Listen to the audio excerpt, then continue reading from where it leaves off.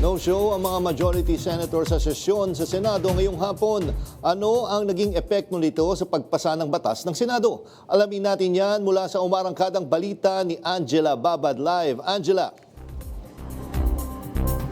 Jack, sa mga oras nga na ito ay patuloy pa rin naghihintay ang nasa 11 miyembro ng Senate Minority Bloc dahil hindi pa rin nga nagsisimula ang sesyon. Ito nga ay dahil wala pang quorum. Dapat nga ay kaninang alas 5 ito nagsimula.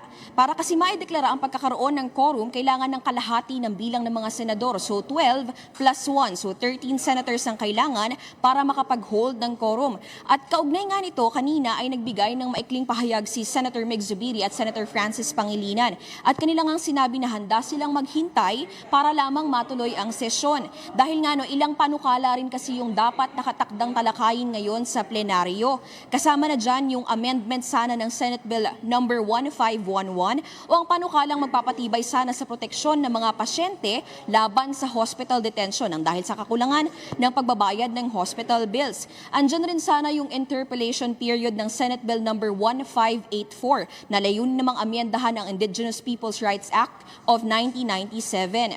Jack, patuloy nga tayong naghihintay sa mga oras na ito kung matutuloy ba yung sesyon o hindi dahil base na rin sa rules of the Senate, tanging Senate President lamang o Senate President pro tempore lamang ang maaaring magsimula, mag-open at mag-adjourn ng quorum. Ito nga ay unless may pinagbotohan na presiding officer. Pero hindi nga mangyayari ang botohan na yon kung again walang quorum. So sa mga oras na ito, Jack, patuloy tayong naghihintay sa updates kung magkakaroon nga ba ng sesyon ngayong araw o wala.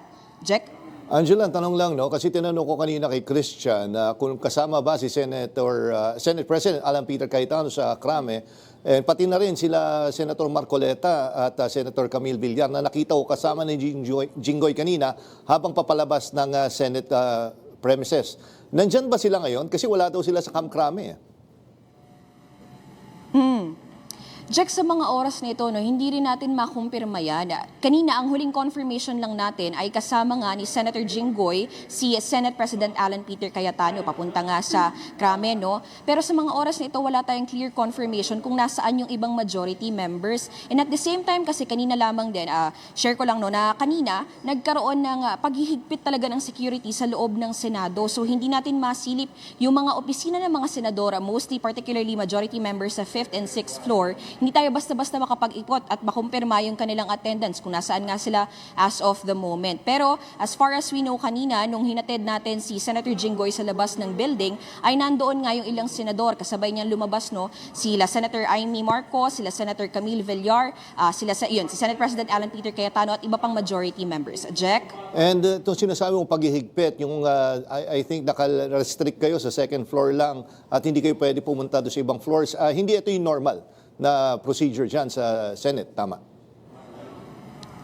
Jack, tama yan. Simula nung nangyari yung Senate shooting incident noong May 13, nagkaroon na ng paghihigpit. Pero during yung pagitan ng mga araw na yun, mula May 13 hanggang ngayon na June 1, ay hindi naman ganun nakahigpit. Na-i-explore pa natin or naiikot pa natin yung 5th and 6th floors. Pero kanina, noong nakausap natin yung ilang miyembro ng USAA, ay talagang vehemently, talagang sinasabi nila na kailangan bumaba ng mga miyembro ng media at hindi pwedeng tumambay doon sa 6th floor. Inattempt din natin kasi kanina natanungin sana kung bakit na-cancel yung pagbisita sana ni Vietnam President dito sa Senado. Pero hindi natin napuntahan yung opisina na ating pupuntahan dahil nga bawal doon sa 5th floor, or sa 6th floor rather. Jack? Huling tanong na lang, yung hindi natuloy kanina, yung dapat parang courtesy call ng officials nga ng Vietnam government ay may connection ba sa nangyayari dyan na gulo? May binigay ba silang explanation?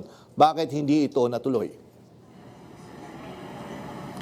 Jack, wala nga naging opisyal na what you call this, explanation or kumbaga memo tungkol nga doon sa nangyaring hindi pagtuloy ng Vietnam President dito sa Senado. Pero ayon sa ilang report, haka-haka, ugong na balibalita, ay ito nga ay dahil magkakaroon at nagkaroon kanina ng pag-aresto or pagsuko nga ni Senator Jinggoy Estrada sa CIDG dito mismo sa loob ng Senado. So yun lang ay haka-haka lamang yun, Jack. Walang confirmed, wala ding statement na opisyal galing sa Senado. Pero yun ang nangyari kanina hapon, Jack. Okay, maraming salamat, Angela Babad. Mamaya, hingin namin update kung sakaling tumuloy na yung session. Maraming salamat, Angela.